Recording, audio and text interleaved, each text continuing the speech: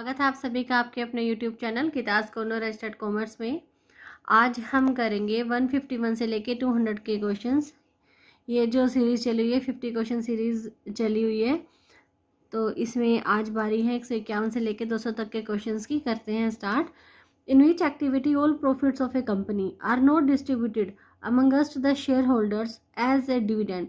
कैसी कौन सी क्रिया है जिसमें कंपनी के सारे प्रॉफिट को शेयर होल्डर यानी कि अंशधारियों में लाभांश के रूप में नहीं बांटा जाता, but A part of profit is retained और री इन्वेस्टेड इन द बिजनेस। एक पार्ट को रख लिया जाता है या बिजनेस में ही री इन्वेस्ट कर दिया जाता है, इसे बोलेंगे प्लफिंग बैक ऑफ प्रॉफिट्स, लाभ का पुनर्निवेश।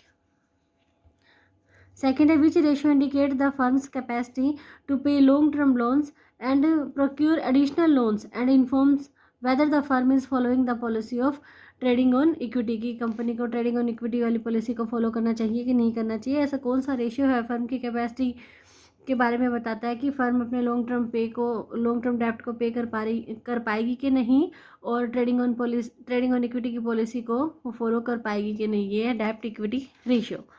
नेक्स्ट है the ability of the business की योग्यता बतानी है to pay the amount due to stakeholders as and when it is due is known as. यानी कि फर्म की पे करने की एबिलिटी कौन दिखाता है?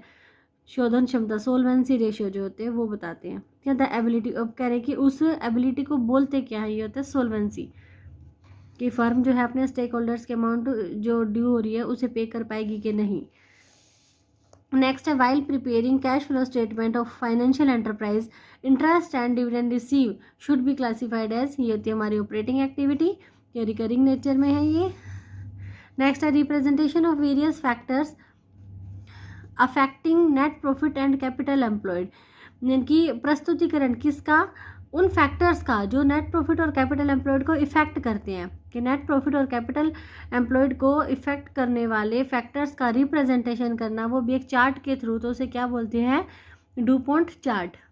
नेक्स्ट है विच हुंडी सिमिलर टू डिमांड बिल, है दर्शनी हुंडी,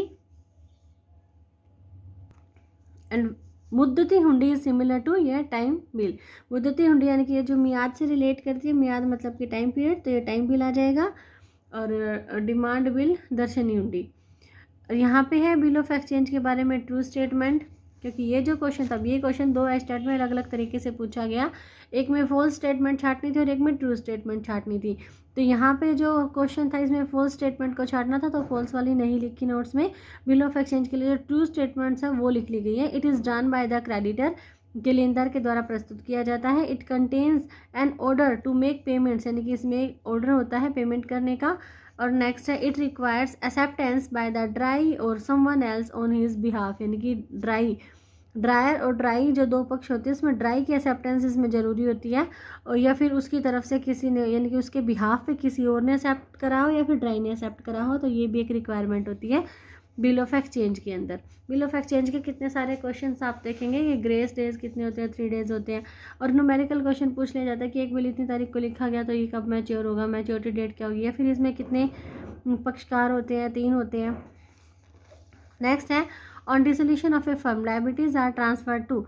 फर्म के डिसोल्यूशन पे लायबिलिटीज़ को कहाँ ट्रांसफर करेंगे? रियलाइजेशन अकाउंट में। अब सेम क्वेश्चन ये भी है, on dissolution of a firm assets are transfer to, ये भी आ जाएगा रियलाइजेशन अकाउंट पे। अगर आप चैनल पे नए हैं तो चैनल को सब्सक्राइब कीजिए, साथ में लगे बेल आइकन को भी प्रेस कीजिए ताकि हर आने वाली वीडियो की नोटिफिकेशन आपको मिले। और अगर आप चैनल पर नए हैं तभी प्रीवियस वीडियोज़ को भी देखिए, क्योंकि जो यहाँ पे हैं सब्सक्राइबर जो रेगुलर देखते हैं उनको तो ऐसे बोलने की रिक्वायरमेंट है ही नहीं।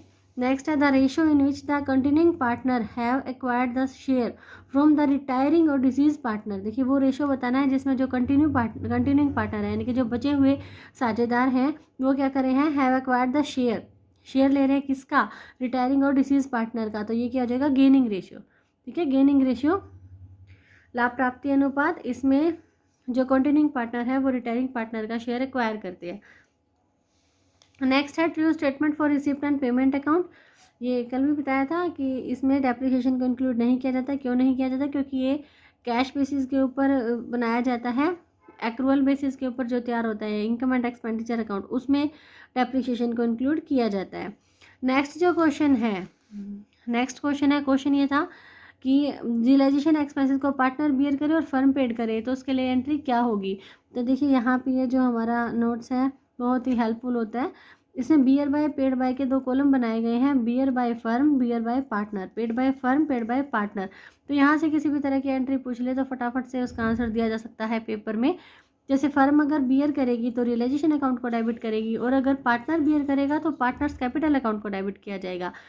फर्म अगर पेड करेगी तो टू कैश और बैंक अकाउंट यानी कि कैश और बैंक अकाउंट को क्रेडिट किया जाएगा, और अगर पार्टनर पेड करेगा तो पार्टनर्स कैपिटल अकाउंट को क्रेडिट किया जाएगा। अब जैसा भी रिक्वायरमेंट हो, जैसी भी नीड हो क्वेश्चन की, उसी के हिसाब से आंसर बन जाएगा। जैसे अगर फर्म ने बियर करे और फर्म ने ही पेड किए तो एंट्री हो जाएगी realisation account debit to cash और बैंक अकाउंट। फर्म ने बियर करे लेकिन पार्टनर ने पेड करे तो एंट्री हो जाएगी realisation account debit to partners capital account.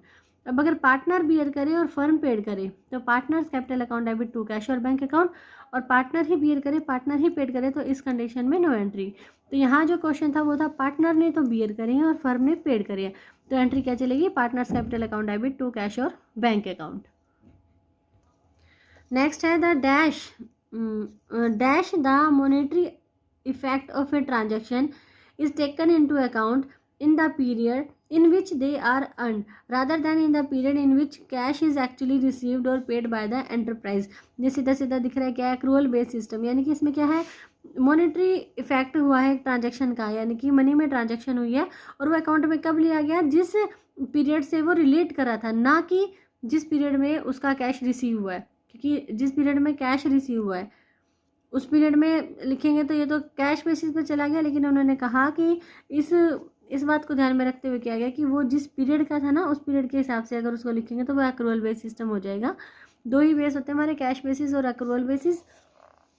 Next है the recurring grant in the form of maintenance grant is treated as. देखिए ये रिकरिंग नेचर की जब ग्रांट है, एक अकाउंट बना रखा है लेकिन उसमें जो रिकरिंग ग्रांट है मिलती जा रही है तो वो क्या हो जाएगी, रिवेन्यू रिसिप्ट हो जाएगी। ग्रांट क्या होती है, एक तरह से हेल्प होती है, वो गवर्नमेंट की तरफ से भी मिल सकती है, किसी की तरफ से भी मिल सकती है, एनपीओ को, एनजीओ को, इनको।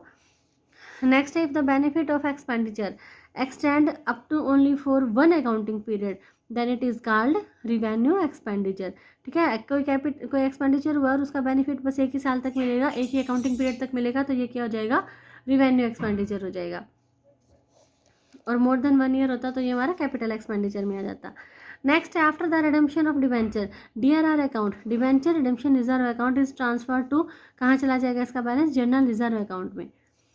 नेक्स्ट क्वेश्चन है, एक छोटा सा फॉर्मूला है मोड निकालने का, 3 median minus 2 mean, 3 median minus 2 mean, यानी कि एक तरह से रिलेशन भी है तीनों का, मोड, मीडियन और मीन का। अगर न्यूमेरिकल क्वेश्चन आता है तो इसमें भी कोई 2 चीज़ें गिवन है तो तीसरी हम आराम से निकाल सकते हैं। Mode is equal to 3 median minus 2 mean, ऐसे करके। देखिए अभी न्यूमेरिकल क्वेश्चंस नहीं लिखे हैं नोट्स में, न्यूमेरिकल क्वेश्चंस के लिए वीडियो अलग से करेंगे। अब ये थ्योरी वाले क्वेश्चंस है वो देख लेते हैं। मीन डेविएशन किसके इक्वल होता है, नॉर्मल डिस्ट्रीब्यूशन की प्रॉपर्टी में 4/5 स्टैंडर्ड डेविएशन के इक्वल होता है, 4/5 स्टैंडर्ड डेविएशन। नेक्स्ट है best average used in construction of index numbers. Index number को का कंस्ट्रक्शन यानी कि निर्माण करने में कौन सा एवरेज सबसे बेस्ट होता है यूज़ करना, हार्मोनिक मीन या arithmetic mean, geometric mean, harmonic mean में से कौन सा सबसे अच्छा है इंडेक्स नंबर के कंस्ट्रक्शंस में, तो ये हार्मोनिक मीन। नेक्स्ट है which are included in financial statement, company की जो फाइनेंशियल स्टेटमेंट है उसमें किस किस को शामिल किया जाता है। फर्स्ट बैलेंस शीट, सेकंड है इनकम स्टेटमेंट, थर्ड है कैश फ्लो स्टेटमेंट और फोर्थ हो जाएगा statement of shareholders equity, statement of shareholder equity. Next question है techniques of financial analysis, financial analysis की टेक्निक्स है। क्वेश्चन ये बनता है कि कौन सी टेक्निक नहीं है, कौन कौन सी टेक्निक्स हैं, तो ये जो 7 है वो अपने टिप्स पे कर लीजिए लर्न। फर्स्ट है हॉरिजॉन्टल एनालिसिस, ये कंपैरेटिव स्टेटमेंट एनालिसिस भी इसको बोला जाता है। सेकंड है vertical analysis, common size statement analysis भी इसे बोला जाता है। थर्ड पे है ट्रेंड एनालिसिस, फोर्थ पे ratio analysis, cash flow analysis, fund flow analysis और 7th पे ब्रेक इवन पॉइंट एनालिसिस। ठीक है, ये 7 टेक्निक्स है अपने फाइनेंशियल एनालिसिस की। 173 क्वेश्चन है हमारा, common size financial statement technique को और क्या कहते हैं, तो ये इसका क्या था option, is also known as 100% statement technique. यानी आंसर तो था, क्वेश्चन पूछा गया था कि कौन सी टेक्निक को 100% स्टेटमेंट टेक्निक भी बोला जाता है। Common size financial statement technique को क्यों बोला जाता है, क्योंकि इसमें 100 को एज ए बेस लिया जाता है। नेक्स्ट है cash flow statement. Cash flow statement क्या है? Cash flow statement cash outflow और कैश इनफ्लो, ठीक है, ये समझा जाता था। लेकिन ये किसका इनफ्लो आउटफ्लो है? Is statement cash flow statement is statement of not only cash but also cash equivalents inflows and outflows. Cash equivalent भी इसके अंदर ऐड किए जाते हैं। और कैश इक्विलियंट में क्या क्या शामिल होता है? कि treasury bills, certificate of deposit, ये भी क्वेश्चन आया था कि कैश इक्विलियंट्स में कौन सा शामिल नहीं किया जाता।